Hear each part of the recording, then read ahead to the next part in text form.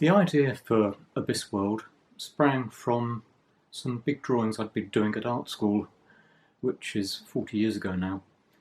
I'd been doing some drawings on a scale at 5 feet by 8 feet, so enormous drawings, and they were of a vast open landscape with a highway disappearing off into the distance and a kind of gantry structure such as you'd get with a cantilever bridge. And I've lost these since. So it was kind of unfinished business. And I went back to the idea about in 2010, just doing some A4 charcoal drawings of open landscapes with a highway disappearing off into the distance again. I've always been fascinated by desert landscapes and vast open terrain. So I think the idea sprang from that. Maybe also from journeys made when I was very small. My mother was French and we were always travelling to and from England to France. And we'd go on these epic train journeys which would cross the big bridges over the Loire and the Seine with these massive steel cantilever bridges. Very fascinating. I suppose those ideas lodged in my mind for many years.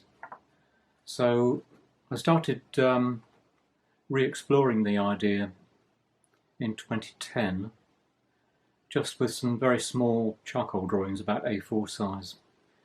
And they were just empty landscapes, kind of desert landscape with a highway stretching off into the distance. And then I began introducing other strange elements because you just needed something else of interest. So I started putting in craters, impact craters from meteorites, and sinkholes, and there'd be other highways crossing over, and then the highways would have to be diverted because of an impact from a meteorite. So there'd be a dogleg around an impact crater. So it all evolved from that, really. I've been working on it since 2010 on and off, but I did a huge amount in 2010 and maybe the year after. Then I was ill for a while, but I kept coming back to the theme at intervals. And then in 2019 or 2020, I met the very nice couple who run original projects and showed them the work, and they expressed an interest in showing it.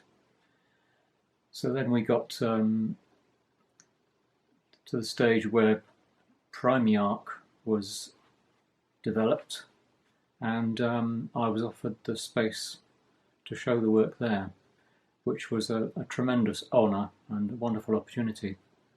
It's been great to see all the work hanging together after having it just in storage for so many years. I've imagined the people who live on Abyssworld as not at all afraid of heights, because they cross these dangling bridges, which are one of the major features. When I started introducing the idea of rifts in the landscape, and I devised these strange bridges that dangle down. So obviously the people who use these bridges on a daily basis can't be afraid of heights, because they're rather scary to cross. You've got an enormous drop in the middle, and then probably a lava river down the bottom flowing along. So they're not scared of these things at all. And I put some little impromptu footpaths in the big charcoal drawing of the Great Abyss.